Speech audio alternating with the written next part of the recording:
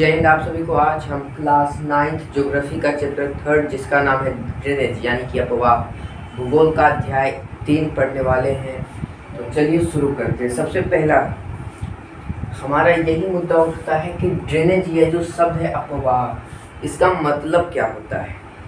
अब ड्रेनेज शब्द से ये मत समझने लग जाना कि वो जो पाइपलाइन बिछी होती है नाली उली के कचड़े वचड़े वाले वो मतलब नाली वाले वो वाला ड्रेनेज नहीं, वो भी एक ड्रेनेज सिस्टम है।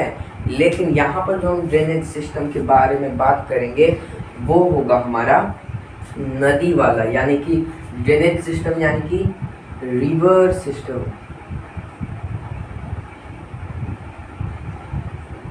रिवर सिस्टम के बारे में अभी हम बताएंगे। अपवाह मतलब ड्रेनेज को हिंदी में हम कहेंगे अपवाह। आप देखो रिवर सिस्टम यानी कि नदी तंत्र, नाम से ही समझ में आ रहा है नदी तंत्र यानी रिवर सिस्टम, यानी कि रिवर सिस्टम यानी कि जैसे कोई भी नदी निकली। अब सिस्टम मतलब क्या हो गया भैया, यहाँ पर तंत्र मतलब क्या, सिस्टम मतलब क्या। तो जैसे मान के चलो ये कोई नदी है, अब नदी जब भी जाएगी तो टेढ़ा मेढ़ा आ जाएगी। अब यहाँ से एक और नदी इसमें आ गई, जुड़ गई, ये एक और नदी आई, ये मतलब इसमें जुड़ गई, इधर से एक नदी आके जुड़ गई, यहाँ एक नदी आके जुड़ गई, इसमें एक नदी आके जुड़ गई, इसमें एक नदी आके जुड़ गई। तो इसको कहते हैं हम लोग सहायक नदियाँ। सहायक नदियाँ यानी कि जो इस नदी की सहायता कर रही है। अब कुछ यहाँ पर हम ये जो चैप्टर है इसमें हम कुछ जो टॉपिक है वो इससे हटके भी लेंगे। जैसे में हम गंगा रिवर सिस्टम के बारे में जानेंगे, क्लियरली अच्छे से उसके बारे में जानेंगे, गंगा रिवर सिस्टम के बारे में। अब जैसे टॉप इसमें है गंगा रिवर सिस्टम, लेकिन हम उसका उद्गम स्थल देखेंगे कि कैसे वो नदी निकलती है, गंगा नदी।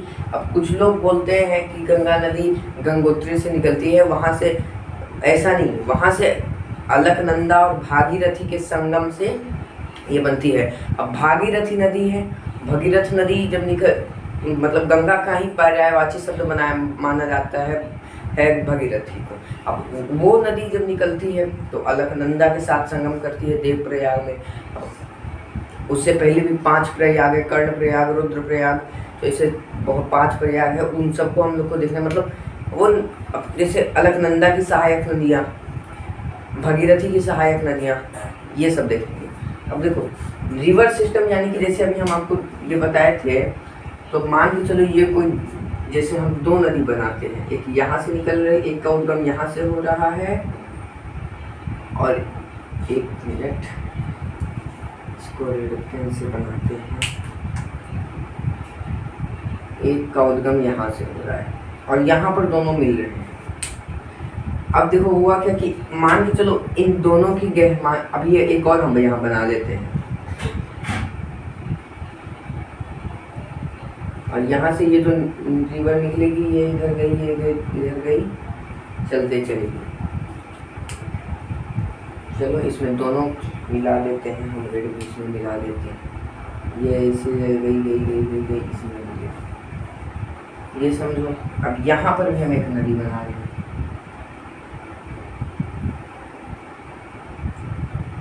ठीक है। अब यहाँ पर हमारे पास 2 नदी है, मतलब दोनों समझो कि ये अलग अलग नदियां हैं। अब इनके बारे में हम देखो आपको क्या समझना है। ये नदी की गहराई और ये नदी की गहराई दोनों लगभग समान है, और इस नदी की और इस नदी की असमान है। मैथ्स में हम लोग जैसे ट्रेंगल है तो इसका ये से बराबर है, तो ऐसे करते ये लगे तो ये लगा देते ना, वही स्टाइल हमने यहाँ पर यूज़ किया है, उसी का प्रयोग किया है। अब देखो समझो, यहाँ पर ये मान के चलो ये कोई नदी है, इसको नाम हमने दे दिया और इसको नाम दे दिया आ। ये 2 नदियाँ हैं, अ और आ, और ये हमारा हो गया ई हरस्वई, और ये हमारा हो गया दीर्घई, यानी कि छोटी और बड़ी। मतलब नाम हमने रख दिया है ऐसे, आप XYZ कुछ भी ले लो। अब मान के चलो इन दोनों नदियाँ की गहराइयाँ लगभग बराबर है। अब कहीं पे कम कहीं पे थोड़ा ज़्यादा, मतलब 19-20 होता है नदियों में हर जगह एक जैसा नहीं होगा, 19-20 होगा। तो लगभग अगर बराबर है, अगर मान के चलो इन दोनों ये दोनों जो नदियां हैं, इस दोनों की गहराई अगर एक जैसी है तो यहाँ जहाँ पर इसका संगम होगा उसके बाद जो नदी प्रवाहित होगी, उसके बाद जो नदी उस पॉइंट से निकलेगी, उस नदी की मतलब उस नदी का नाम इन दोनों नदियों में से नहीं रखा जाएगा। कैसे? अब इसको साइड हटाओ, इससे पहले समझ लो, उसके बाद ये समझ में आएगा। ई और छोटी और बड़ी, हरस्वई और दीर्घई दो नदियां हैं। मान के चलो हरस्वई की गहराई है, हरस्वई की गहराई है कुछ, अब उससे ज़्यादा गहराई है दीर्घई। तो जो यहाँ पर जो ये यहाँ पर ये इसका संगम स्थल है, यहाँ पर जो नदियाँ निकली, अब उसके बाद जो ये जो नदी प्रवाहित होते जा रही है इस ओर, अब इसकी गहराई जो है, अब गहराई कुछ भी हो सकती है, लेकिन ये जो नदी जैसे ये यहाँ पर संगम किया और उसके बाद भी तो आगे भी एक नदी जाएगी ना, ये नहीं कि वहाँ पर रुक जाएगी, वहाँ पर चली जा रही है। इसकी गहराई कम थी, इसकी गहराई ज़्यादा, तो नदी इसका नाम, इस नदी का नाम जो है वो ई से रखा जाएगा, ई ही रहेगा, दीर्घ ही रहेगा। क्यों रहेगा? क्योंकि इसकी गहराई ज़्यादा है। अब अगर दोनों की गहराई समान है तो इसका नाम बदल दिया जाता है, ना तो हम इसके फेवर में रहेंगे ना इसके फेवर में रहेंगे। जैसे जब शीत युद्ध चल रहा था तो अमेरिका और रूस पहली दुनिया दूसरी दुनिया में थी, तो भारत उस समय गुट निरपेक्ष कर लिया कि हम अपनी तीसरी दुनिया बनाएंगे। तो उसी तरीके से यहाँ पर भी है कि ना हम इसके साइड जाएंगे ना हम इसके साइड जाएंगे, हम एक अलग दुनिया बनाएंगे, हम अलग नाम बनाएंगे। उसी तरीके से गंगा के साथ भी हुआ है, भागीरथी और अलकनंदा का जब संगम हुआ, दोनों की गहराई एक जैसी थी, तो ना हम अलकनंदा को फेवर करेंगे, ना हम उसके समर्थक बनेंगे ना हम भागीरथी के समर्थक बनेंगे, दोनों मिल गए तो नया नाम गंगा। तो उसी तरीके से, और अगर जैसे गंगा की सहायक नदी है यमुना, जैसे यहाँ उत्तर प्रदेश से निकला, ये बिहार में गया और ये एक पश्चिम बंगाल इधर चल गया, यहाँ पर आई यमुना। ये जमुना जो है यहाँ पर मान के चलो संगम की, लेकिन जो ये जो यमुना है, ये जो नदी है, अब इस नदी ये नदी जो है, अब इसका देखो क्या है, गंगा में मिल गई, लेकिन यमुना नदी की गहराई गंगा नदी से कम है, तो आगे कौन बढ़ेगी? आगे नाम गंगा का होगा। उसी तरीके से यहाँ पर अब हम इसके फेवर में नहीं, तो हम इन दोनों को हटा करके एक और नया नाम ले लिए, री। ठीक है, ऐसे होता है कि अगर दो नदियाँ जब आपस में संगम करती है, उस दोनों नदियों की गहराई लगभग बराबर होती है, तो उन नदियों का कोई नया नाम रख दिया जाता है। लेकिन अगर दो नदी आपस में मिलती है और एक नदी की गहराई कम है, दूसरी नदी की गहराई ज़्यादा है, तो ज़्यादा गहराई, जिस नदी की ज़्यादा गहराई रहेगी उस नदी का नाम ही आगे चलता है, वो उसकी सहायक नदियाँ हो जाती है। ज्योग्राफी देखो लिखने का विषय नहीं है, भूगोल में आपको लिखना नहीं है, आपको समझते रहे चलना है, आपको सब समझना है। अब जो हमारा ये जो ड्रेनेज टॉपिक है, ड्रेनेज, अपवाह, इसका मतलब है क्या? इसका मतलब है river system of an area. ठीक है, रिवर सिस्टम मतलब ये हमने river system of an area ये भी समझ लिया। अब रिवर सिस्टम में क्या हम समझते हैं? रिवर सिस्टम यानी कि उसकी सहायक नदियाँ, उसकी ट्रिब्यूटरीज, उसकी डिस्ट्रीब्यूटरी, वो सब हम समझ रहे थे। अब ट्रिब्यूटरी मतलब हो गया सहायक नदियाँ, डिस्ट्रीब्यूटरी मतलब क्या? ये कोई नदी है, ठीक है, जा रही है, ये इसकी सहायक नदियाँ हो गई। अब इस पॉइंट पर यहाँ इस केंद्र बिंदु से ये नदी यहाँ निकल गई, ये नदी यहाँ निकल गई। काहे निकल गई? यहाँ पर सपोज करो एक पहाड़ है, इस पहाड़ को अब देखो, पहाड़ को नहीं काट सकी। जैसे मान के चलो ये कोई नदी जा रही है, अब यहाँ पर ये पहाड़ है या ऊंची भूमि, इसके बारे में भी हम, और इसी को कहते हैं वाटर डिवाइड, वो हम समझेंगे। अब यहाँ से ऐसे गई, अब ना इधर जा पाई, यहाँ टकरा गई, तो धीरे धीरे फैलते फैलते ये ऐसे चली गई, दोनों तरफ नदियाँ चली गई, ऐसे गई। अब यहाँ जैसे टकराई यहाँ पे, अब यहाँ से तो इसको पहाड़ को, इतने ऊंचे पहाड़ को तो काट नहीं सकती है, तो यहाँ से ऐसे चली गई। अब वो पहाड़ भी हो सकता है, ऊंची भूमि भी हो सकती है। तो यहीं से हमारा एक और पॉइंट आता है जिसको हम कहते हैं वाटर डिवाइड, यानी कि क्या है, मतलब क्या, यानी कि जल विभाजक। देखो सरल शब्दों में हम कहें, वाटर का अर्थ हुआ जल, डिवाइड का मतलब होता है बांटना, यानी पानी का बंटवारा करना। इसका मतलब ये नहीं कि इतना पानी हम लेंगे इतना पानी तुम लेगा। यहाँ पर इस पानी का अर्थ है इस, यानी कि जल को विभाजित करना है। अब जल को विभाजित करने से पहले यहाँ पर आपका इसमें एक और मुद्दा आ जाता है, अपवाह द्रोणी, यानी कि ड्रेनेज बेसिन। अब यहाँ पर हम दोनों लिख लेते हैं।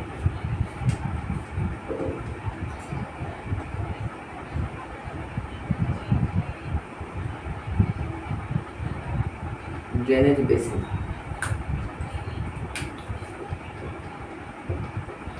अपवाह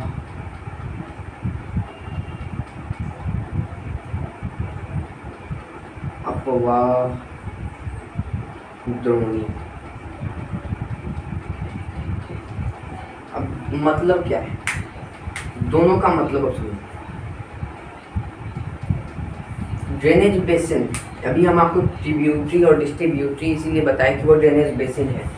अब देखो कोई भी खास जगह का रिवर सिस्टम, ठीक है, मतलब में क्या, जैसे कोई भी ड्रेनेज बेसिन है।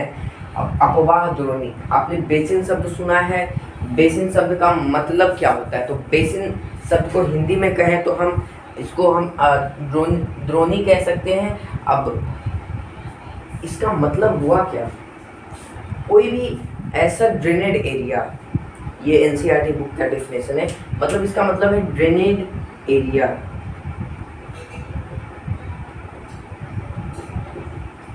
ड्रेनेड एरिया यानी कि अपवाह किया हुआ एरिया, यानी कि जल द्वारा जो निर्मित एरिया है उसमें सब कुछ मिला जुला कर जो है, जैसे ड्रेनेज का मतलब हो गया रिवर सिस्टम। अब ये जो इसका मतलब है,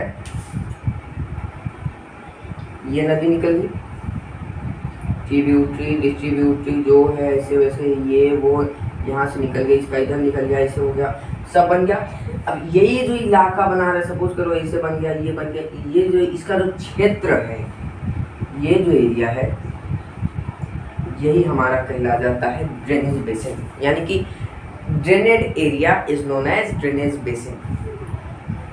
एक ड्रेनेज, कोई भी जैसे ड्रेनेज सिस्टम यानी नदी तंत्र। अब उस नदी तंत्र ने पूरे इलाके पर कब्जा कर लिया कि ये इतना इलाका हमारा है, इतना इस नदी का है, ठीक है। अब जैसे Sindhu Indus river system, Ganga river system, ये सब हम पढ़ेंगे, सिंधु नदी तंत्र, गंगा नदी तंत्र, फिर ब्रह्मपुत्र नदी तंत्र। अब इन सब का जो क्षेत्र, जैसे ब्रह्मपुत्र नदी तंत्र यहाँ से आया, इधर असम में हिल जाता है, यहाँ पर हम ये जो एरिया हमारा, उसका जो भी इसकी सहायक नदियाँ आई वो इसके बारे में हम आगे समझेंगे। गंगा नदी, ये गलत बना रहे हैं, गंगा नदी यहाँ से निकली ऐसे गई, ये दो बार में ये डिस्ट्रीब्यूट हो गई। अब यहाँ पर यमुना होगी, कर्मनाशा को मतलब इधर कोसी हो जाएगा, गंडक, सरयू, पुनसोन, पुनपुन, यमुना, यहाँ इंडस रिवर होगा। मतलब इंडिया के मैप पर हम आप इसको ड्रॉ करके बता देंगे, झेलम, झेलम, चिनाब, रावी, सतलज, व्यास। अब ये जो एरिया इंडस रिवर सिस्टम, मतलब ये जो एरिया है वही हमारा हो गया अपवाह द्रोणी, यानी कि ड्रेनेज बेसिन। ये एरिया इस यहाँ पर जो बन रहा है वो ये एरिया, मतलब जहाँ कोई खास एरिया, ठीक है। अब यहाँ पर वाटर डिवाइड का मतलब क्या है, जल विभाजक का मतलब क्या है, तो जल विभाजक का यहाँ पर मतलब समझिए,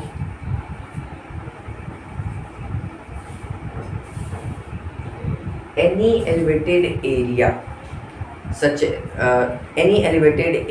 as mountain, upland that divide into या फिर separate, यहाँ पर जो वर्ड यूज होगा वो होगा separate into, वो जो ड्रेनेज बेसिन, जैसे भी हम ड्रेनेज बेसिन समझे, अब वो जो रिवर सिस्टम है वो सेपरेट हो जाएगा, उसका जो ड्रेनेज बेसिन है सेपरेट होगा। कैसे, तो देखो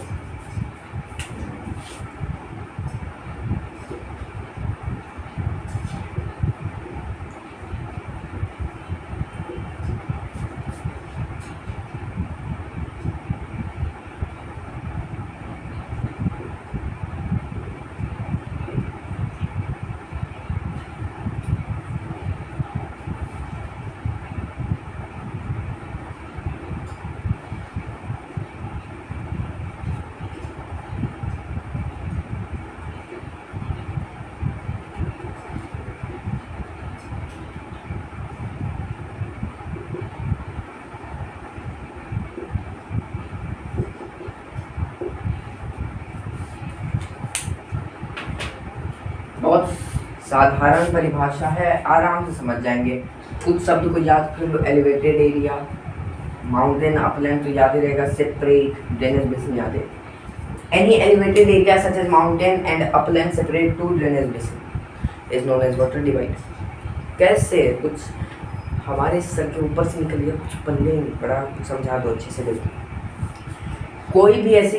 कोई भी जो क्षेत्र हो, चाहे वो माउंट पहाड़ हो या कोई ऊंची भूमि हो, पर्वत हो, अब या फिर वो पर्वत ऊंची भूमि में आपका पठार यानी कि पेनिनसुला भी आ सकता है, पेनिनसुलर रीजन भी आ सकता है, या फिर कोई भी ऊंची भूमि, ठीक है। अब जो कि एक ड्रेनेज बेसिन को सेपरेट करता है। बुक में फिगर दिया हुआ है, फिगर नंबर पहला फिगर हो ही है वो, वहाँ पर स्ट्रीम है, स्ट्रीम भी करके दिखाया गया है। तो वहाँ पर देखो कि एक एरिया ये हो गया, एक ये हो गया। अब उसकी सहायक नदियाँ हैं, उसकी डिस्ट्रीब्यूटरी है, वो उसको बांटने वो बट भी रही है।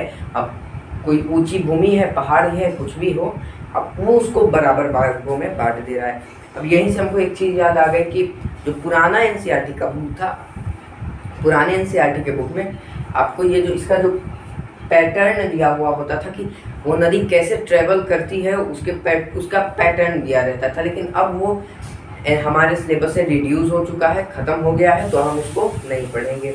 लेकिन हाँ, वो एक नॉलेजेबल चीज़ थी कि वो हमारे दिमाग में, मतलब जैसे अगर ये जो हम आपको पहले भी बता चुके हैं कि ज्योग्राफी के बैच में हम आपको बताए थे शायद कि क्लास 9th का जो ज्योग्राफी है, 10th का जो ज्योग्राफी है और हिस्ट्री है, वो आपको बीपीएससी, यूपीएससी यानी कि प्रतियोगी परीक्षा में, कॉम्पिटिटिव एग्जाम्स में उससे प्रश्न आते ही आते हैं, ठीक है। तो इसको आपको यहाँ से आपका बेस मजबूत आपको करना ही करना है। आपको यहाँ से जी जान लगा कर पढ़ाई करनी है, सब कुछ समझ लेना है। यहाँ से आपका अगर जैसे आप कोई घर बना रहे हैं, अब उसका नींव ही कमजोर रहेगा तो भले आप 20 तल्ला मकान बना दिए, बाद में तो ढह जाएगा। तो आपको पहले जड़ मजबूत बनाना पड़ेगा। अब जड़ में बोओगे आप बबूल और खोजोगे आम, तो ये संभव तो है नहीं। इसीलिए आपको यहीं से आपको जड़ बना लेना है, बेसिक्स बना लेना है कि हाँ ऐसे से हमको यहाँ, जैसे क्लास 9 का ज्योग्राफी अभी आप पढ़ रहे हो, अब यहाँ से अगर आप क्वेश्चन बीपीएससी से अगर आप मिला देते हो, अब आपको पता चलेगा कि अरे हाँ, ये तो क्वेश्चन पूछा जा चुका है, जो भी हम पढ़ रहे हैं इससे रिलेटेड क्वेश्चन है, ठीक है। हिस्ट्री से देख लो, सिविक्स से देख लो, इकोनॉमिक्स तो नहीं आता, लेकिन ये जो हिस्ट्री, ज्योग्राफी, सिविक्स, ये तीनों है, इससे आपको पूछा जाएगा। बेसिकली जो हिस्ट्री और ज्योग्राफी, ठीक है, ये दोनों से आपसे का बहुत क्वेश्चन पूछा जाता है। और वहाँ पर हाँ, अभी जितना आप कम में पढ़ रहे हो, वहाँ पर और आप विस्तार से पढ़ते हो, पूरा लंबा चौड़ा खींच कर पढ़ते हो कि हाँ ऐसे पढ़ना है, ये करना है, ठीक है। अब समझिए वाटर डिवाइड क्या, यहाँ पर जैसे कोई भी, ये कोई जगह है, अब बीच में कोई भी पहाड़ी है, ये समझो ये पहाड़ है, या फिर समझ लो ऊंची भूमि है, कुछ भी है, मतलब ये पहाड़ ऊंचा है, ठीक है, समझ लो पठार है। अब यहाँ से एक नदी निकली, पहाड़ से भी नदियाँ निकलती है, लेकिन हम यहाँ से, चलो यहाँ भी एक पहाड़ बना देते हैं, यहाँ से एक नदी निकली, एक नदी यहाँ से निकली, इसमें चली गई, जाते चली गई, आगे ये डिवाइड हो गया, ये पहाड़ छोड़ा नहीं यहाँ पर, ये जाके इधर जाके समुद्र में मिल गई, या इसके साथ जो हुआ हो गया, चलो ये इधर चली गई, ये भी समुद्र में मिल गई, ये भी समुद्र में मिल गई। एक हमारा यहाँ से रिवर निकली, ये भी इधर चली गई, और ये इधर चली गई, समुद्र में जाके मिल गई। समझो यहाँ से मान के चलो ये है, क्या अगर ये पहाड़ नहीं रहता, ये पहाड़ अगर हट जाए, तो क्या ये नदी, ये जो है ये मतलब इस और भी नदियाँ, ये सब नदियाँ मिल करके ये पूरा ये क्षेत्र ड्रेनेज का कहलाएगा। मतलब देखो फिर से, ये पूरा एक एरिया है, पूरा इलाका ये है, ये नदी से इधर से भी मान के यहाँ नदी आ रही है, ये नदी का इलाका है। अब इस एरिया में क्या है कि जैसे यहाँ पर एक नदी, ये जो मेन रिवर ये हो गई, ये इसकी डिस्ट्रीब्यूटरी हो गई, यहाँ पर इसकी ट्रिब्यूटरी हो गई। इसकी ये मेन रिवर है, इसकी डिस्ट्रीब्यूटरी ट्रिब्यूटरी हो गई। बीच में पहाड़ है या फिर ऊंची भूमि है, प्रायद्वीपीय पठार है, वो तो दक्षिण में हो गया, यानी पठार है, पेनिनसुला है, ठीक है, प्लेट्यू है, पेनिनसुला तो ये हो गया। ये जो हमारा है ये पठार है, प्लेट्यू है। अब यहाँ पर देखो कि ये जो है ये इस दोनों को सेपरेट कर रहा है, यानी बांट रहा है। ये जो पहाड़ है, ये वाला जो एरिया है हमारा, ये दोनों के बांटने का काम कर रहा है, बांटने का काम कर रहा है, यानी कि डिवाइड करने का, ठीक है। इसको सेपरेट कर दे रहा है, बांट दे रहा है, बीच से काट दे रहा है ना, इसीलिए। अब स्ट्रीम ए हो गया, बुक की तरह से समझिए, ये स्ट्रीम बी हो गया, ये सेपरेट कर रहा है। तो कोई ऐसा ऊंचा भूमि, ऐसा पर्वत, ऐसा पहाड़ जो कि दो अपवाह द्रोणियों को बांट देता है, ठीक है, बांट देता है। अब ये पहाड़ है, ठीक है, ये पहाड़ है, समझिए ये पहाड़ है। एक नदी रिवर सिस्टम इधर से निकली, दूसरी इधर से निकली, बीच में पहाड़। अब ये समझो ये दोनों मेरे हाथ जो है वो रिवर सिस्टम है और ये मार्कर पहाड़ है। अब ये इसको सेपरेट कर, मतलब मेरे दोनों हाथ को ये तो सेपरेट कर दे रही है, बीच से बांट दे रही है। ये चाहकर भी आपस में नहीं मिल सकते, क्यों? क्योंकि ये यहाँ पर बीच में पहाड़ आ जाता है, तो ये अपना इधर निकल गई, कोई इधर निकल गई, ठीक है। तो वही यहाँ पर होता है कि यहाँ पर पहाड़ हो जाता है, यही कंडीशन अप्लाई हो जाएगा कि यहाँ पर पहाड़ है तो यहाँ पर दोनों, ये जो पूरा इलाका है ये सेपरेट हो जाएगा। ये एक ड्रेनेज, ये स्ट्रीम ए हो गया, ये स्ट्रीम बी हो गया। यहाँ पर सेपरेशन हो जाता है कि एक तो इधर हो गया और एक ये इधर हो गया, और ये डिवाइड कर देता है, ये यानी ये हो गया वाटर डिवाइड, ठीक है।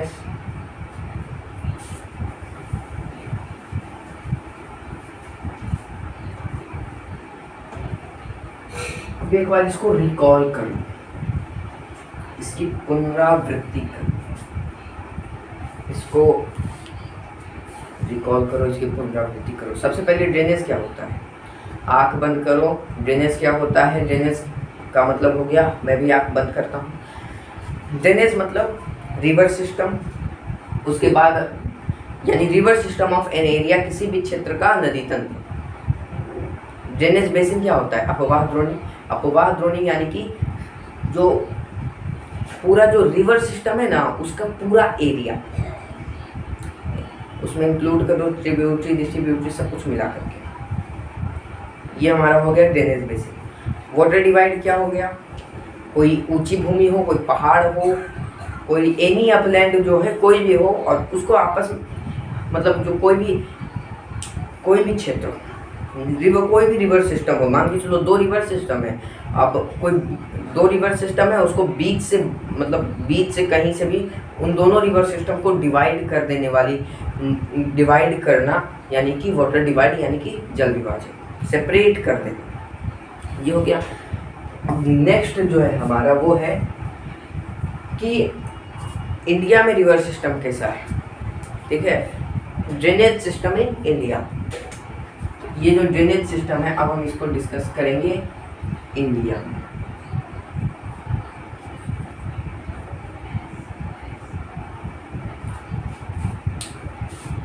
यहाँ पर हम आपसे प्रार्थना करेंगे कि कृपया करके 2 रुपये में जो मैप मिलता है, इंडियन मैप, उसको आप ले लें। वहीं से आपको लोकेशन करने में आसानी होगी। एग्ज़ाम में इसी तरीके से आता है, क्वेश्चन आता है मैप में कि आप, जैसे आपको इंडस रिवर सिस्टम के बारे में बताओ, सिंधु नदी तंत्र के बारे में बताओ, ऐसे दे दिया जाएगा, ठीक है। तो आप मैप लेकर के बैठेंगे और सब कुछ ये करते चलेंगे मैप में। लेकिन उससे पहले इंडिया में 2 तरह के हो जाते हैं। एक तो हमारा क्या हो गया, ये हमने लाइन बना दिया। इंडिया में ना हमारे 2 तरह के रिवर सिस्टम होते हैं। कौन कौन से रिवर सिस्टम हो गए? एक तो हमारे हिमालयन रिवर सिस्टम हो गए, HR से, H से हिमालय, R से रिवर, बड़े सिस्टम समझ लो, या फिर हिमालयन रिवर्स भी कह सकते हो, इस हटा दो। और एक तो हमारे दूसरे हो गए हमारे पेनिनसुलर रिवर सिस्टम, भारत का ये वाला क्षेत्र, यहाँ पर प्रायद्वीपीय पठार है, ठीक है। तो यहाँ पर भी तो नदियाँ निकलती है, कृष्णा, मतलब कृष्णा, गोदावरी, ये सब नदियाँ, बहुत सारे यहाँ पर जगह है वहाँ से नदियाँ निकलती है। इन सभी के बारे में ये डिस्कस करेंगे। तो इन एग्ज़ाम में आपसे क्वेश्चन ये आता है, देखो फिजिकल फीचर्स ऑफ इंडिया से क्वेश्चन आता है खादर बांगर में डिफरेंस, और यहाँ से क्वेश्चन हमारा आ जाता है कि हिमालयन रिवर और पेनिनसुलर रिवर में डिफरेंस क्या है, ठीक है, क्योंकि दो तरीके के रिवर सिस्टम है। अब आपको बोल रिवर सिस्टम में क्या डिफरेंस, तो बहुत डिफरेंस है। पहला, अब हिमालयन रिवर में कैसे कौन कौन आ गए, ब्रह्मपुत्र आ गए, गंगा आ गए, ये सब बहुत सारी रिवर सिस्टम आ गई। अब देखो ये हिमालयन रिवर सिस्टम, लगभग जो रिवर सिस्टम है वो लार्ज इन साइज होते हैं।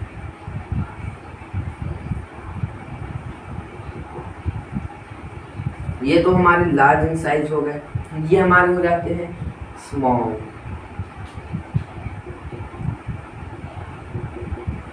क्यों, कारण लिखिए। इनको पानी कहाँ से मिलता है, हिमालयन रिवर को पानी कहाँ से मिलता है, डिफरेंशिएट करना है। अभी हम आपको ऐसे ही बता दे रहे हैं, जब आप समझ जाएंगे आप खुद से लिखने लगेंगे। लार्ज इन साइज होता है, क्यों लार्ज होता है, क्योंकि सबसे पहला बात वो ऊंचाई से गिर रहा है। हिमालय सोच सकते हो कितनी विश्व की सबसे ऊंची ऊंची चोटी, जहाँ पर दुनिया की सारी पहाड़ अपना दम तोड़ देती है। मतलब उदाहरण के स्वरूप समझो कि जहाँ पर कोई भी, जितनी भी पहाड़, पहले ये समझो जहाँ पर कोई भी दुनिया की सारी पहाड़ अपना दम तोड़ देती है वो हिमालय का औसत है। तो सोचो कितना ऊंचा होगा। मतलब कोई आदमी अगर नॉर्मल 6-7 रोटी खा लेता है, मतलब रोज ऐसे ही 10 रोटी मांग के चलो खा लिया, तो हुमच के कितना खाएगा, मतलब एकदम थकच के, एकदम बढ़िया से भूख लगा है, पूरा पेट भर के खाना है तो कितना खा लेगा। तो उसी तरीके से जहाँ पर सारी पर्वतें अपना दम तोड़ देती है तो उसका औसत है। तो ऊंचाई से गिरने के कारण वेग बहुत तीव्र रहता है, बहुत तीव्र, इसकी जो गति रहती है बहुत तेजी रहती है। जब ऊपर से गिरती है ना तो बड़े से बड़े पत्थर को, पहाड़ को तोड़ने की ताकत रखती है। बिहार की शोक कोशी को ऐसे नहीं कहा जाता है, क्योंकि इतनी ऊंचाई से आती है और इतना ताबड़तोड़ हमला कर देती है। हमला कहने का मतलब हो गया यहाँ पर सेंस है कि पूरा बाढ़ ला देती है, तबाह कर देती है। तो इतनी ऊंचाई से गिरना है, यही होता है यहाँ पर भी। तो लार्ज इन साइज, अब ऊपर से गिरा नीचे ढाए, अब नीचे गिरा, अब कहीं पर भी इसको जाना है, इधर जाना सकता है, इधर भी, जिधर मन उधर सभी जगह फैल जाते हैं, इसलिए ये बड़े हो गए। और दूसरा बड़े होने का कारण ये है, पानी ज़्यादा है भाई साहब। पानी ज़्यादा कैसे, पानी ज़्यादा कैसे है, अब देखो ये, इसको पानी कहाँ से मिलता है, दो चीज़ें, आइस मेल्ट होता है यहाँ पे, अरे ग्लेशियर्स पिघल तो रहे, ऊपर से बर्फबारी हो रही है ना, हिमालय पर्वत पर बर्फबारी हो रही है। अब बर्फ पिघलती है, नदियाँ बहती है, बर्फ पिघल भी रही है, नदियाँ बह रही है, बर्फबारी हो रही है, बर्फ पिघल रही है, नदियाँ बह रही है। दूसरा आइस मेल्टिंग होता है। दूसरा हमारा हो गया रेन सीज को पानी मिलता है, ठीक है। आपको ये जो है ना, ये आपको खुद से लिखना होगा इसका डिफरेंस। ये हम आपको ऐसे ही आइडिया दे रहे हैं, नोट्स इसीलिए हम कहते हैं आप खुद से बनाओ। तो यहाँ पर अब क्या प्रायद्वीपीय भारत में नदियाँ हैं जिस पे बर्फ जमा हुआ रहता है? नहीं सर, कैसे? कर्क रेखा भारत को बीचों बीच से काटती है, बोलो हाँ। उसके नीचे वाले, आपने पढ़ा होगा, उसके नीचे वाले इलाके पर जो सूर्य की किरण है उसके मतलब सीधी पड़ती है, और कर्क रेखा के ऊपर वाले इलाके पर जो रेज है वो तिरछी पड़ती है, यानी कि नीचे वाले इलाके में बहुत ज़्यादा गर्मी, क्योंकि वो सूरज के नज़दीक है। रेज मतलब रेज उन पर डायरेक्ट पड़ रहा है ना, हम लोग पर तिरछा होकर पड़ रहा है। बिहार में तिरछा होकर पड़ रहा है, जहाँ मैं पटना में, ठीक है। अब ऊपर जो है हमारा हिमालय पर्वत है, तो क्या उस पर भी रेत तिरछा पड़ेगा? जी हाँ, तिरछा पड़ेगा। तो इसीलिए यहाँ पर यहाँ पर मतलब उतना गर्मी नहीं रहेगा, क्योंकि जितना आप ऊपर जाएंगे उतना टेम्परेचर बढ़ेगा, जितना ऊपर जाएंगे उतना टेम्परेचर बढ़ेगा। अब यहाँ पर आइस मेल्टिंग हो रहा है, साथ में रेन भी वर्षा भी होती है, तो पानी नदी में रहता है। यहाँ पर वैसा कोई संसाधन है नहीं, सिर्फ यहाँ पर बर्फ़ तो यहाँ है नहीं, तो इस यहाँ की नदियों को रेन पे डिपेंड होना पड़ता है। सिर्फ यहाँ पर रेन है, तो अब रेन होने के कारण अब जैसे बारिश हुई तभी पानी लगा, बारिश नहीं तो पानी नदियों में नहीं। कुछ ही कुछ नदियाँ ऐसे हैं जिसमें मतलब सालों भर पानी रहती है। अब ये हिमालय, यहाँ पर जो पानी आएगा, यहाँ तो मेल्ट आइस मेल्ट और रेन के यहाँ दोनों से आएगा, यहाँ पानी सिर्फ रेन से आएगा। यहाँ की नदियाँ सीजनल होगी। कैसे सीजनल होगी? यहाँ की नदियाँ 12 मासी होगी, पर्नियल नदियाँ होगी। कैसे होगी भैया, हमको बता दो। सीजनल होगी कैसे होगी और पर्नियल होगी कैसे होगी, बता दो।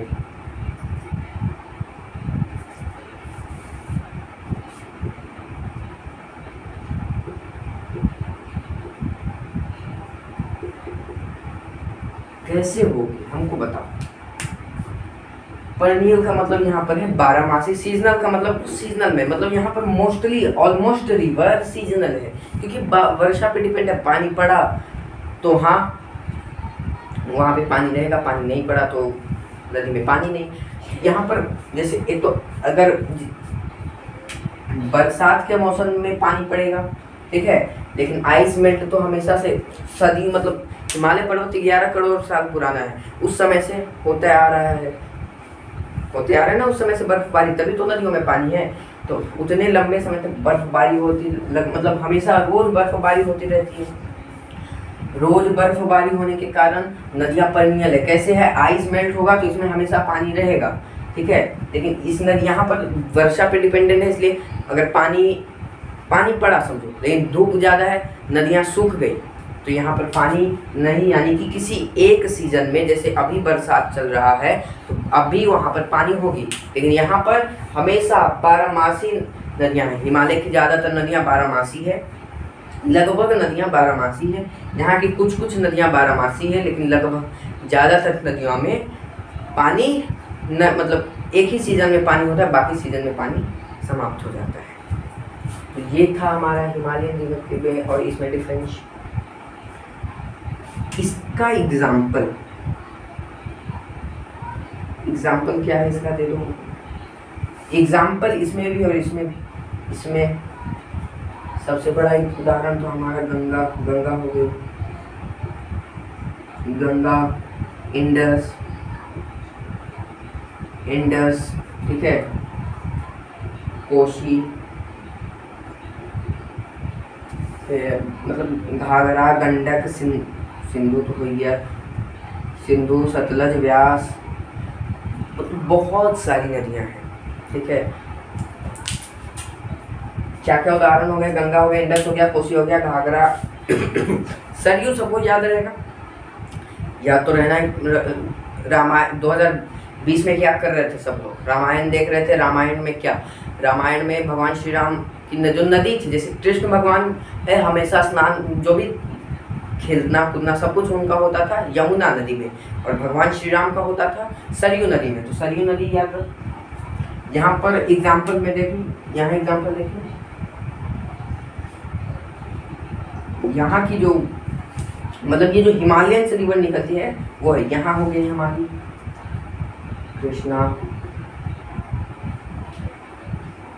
नर्मदा, गोदावरी,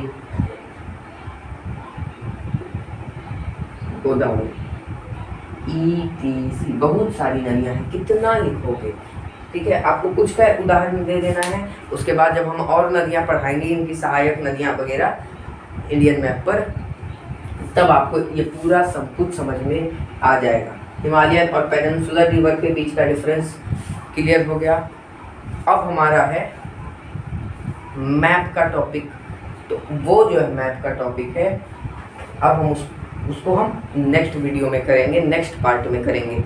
ठीक है, तो यहाँ पर ये हमारा ये जो सेशन है, ये जो हमारा, चलो यहाँ लिख देते हैं पार्ट 1 भाग 1 ये हमारा कंप्लीट हो जाता है। मिलते हैं अगले क्लास में, तब तक के लिए जय हिंद, जय भारत, वंदे मातरम।